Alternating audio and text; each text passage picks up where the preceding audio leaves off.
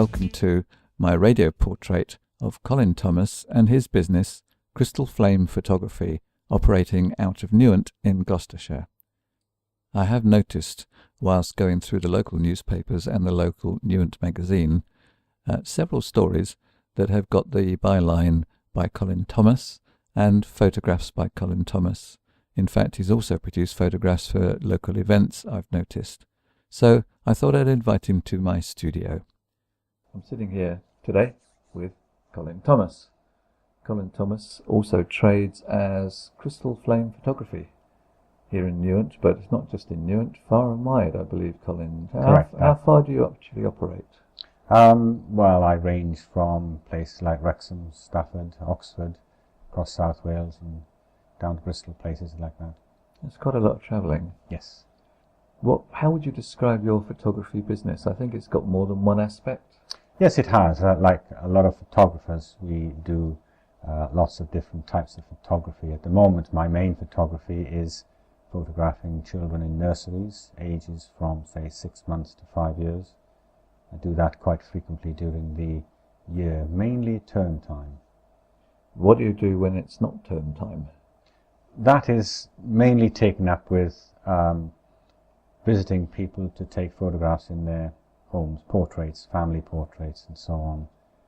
Also, I do a fair amount of press photography as well, but that I do mostly during the course of the whole year as opposed to specific times.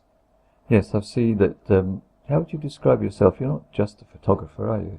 No, not in that respect. I mean, when it comes to doing photographs for the papers, I will very often do the journalistic side as well and try to put together details of what the photographs are about, so that when they publish them, they don't have to get the information themselves. I do that for them. So it's more like a photojournalist in that respect. So photojournalism, school photography, which is obviously a speciality. Haven't I seen your photographs in some other format, not just schools and newspapers?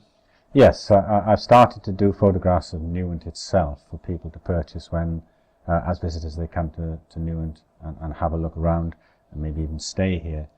The idea is to produce some good quality photographs for them to take away with them. They are mounted photographs and they can then perhaps put them in frames and so on, or send them to relatives elsewhere.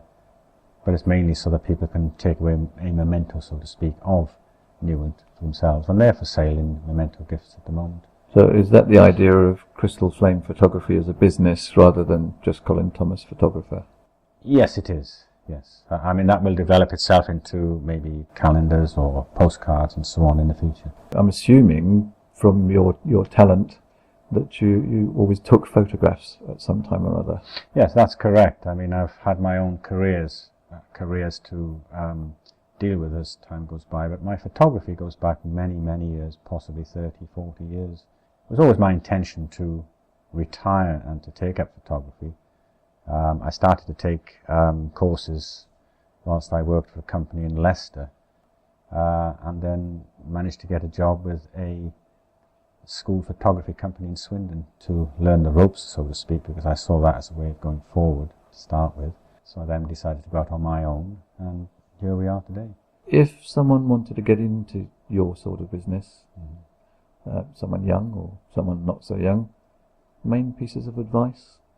I think the main piece of advice anybody could give is that they must learn what they need to do. In other words, the basics of photography and the use of a camera, because until you do that, you will not have the right basis for setting up any business at all.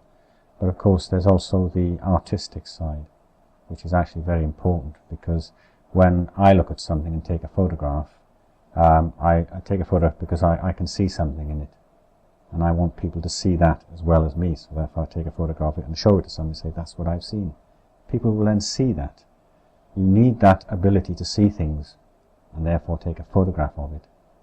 Then you can say you're a photographer. You need the two strands to come together, but you do need to learn how to do it first. That looks like quite an expensive piece of kit you've got on the table in front of me. Did you start with a lot of money? That costs about £2,000. Wow, and that's just one of your cameras? That's the main camera, yes. With something like this, if you're going to take photographs, especially in a nursery, for instance, where people want to see really good quality photographs of their children that they are prepared to buy, then you've got to start off with something that takes a good photograph that will come out really well. I see. So obviously the camera, so to speak, is the front end. I'm assuming you need a back-end computer setup. Yes, that's absolutely essential. With the best will in the world, things don't necessarily go wrong, but they don't come out quite right. And you will feel when you look at it, just like an artist, when they look at a painting that they've done, they may want to change it just to make it look a bit better. Then you sometimes have to do that with the cameras as well. Excellent. So we've learnt quite a lot about your business, the sort of setup, the way into it. What's next? I suppose one of the things I've learned from coming to live in Newent is that not enough is broadcast about Newent, and what I want to do is to try and use what I can do, photograph and so on, to make sure that more people know about Newent and know what's in Newent. I spend a lot of my time going around photographing events and so on, try to get them in the papers and magazines and so on, so people can see what Newent's all about. I want to increase that and then move on to things like postcards and calendars and so on, so that they're all about Newent. It's all about Newent. I hope you enjoy our radio portraits, and please let us know what you think or what you feel should be included in future podcasts. Also, please subscribe to our newsletter to keep up to date with what's going on around and about.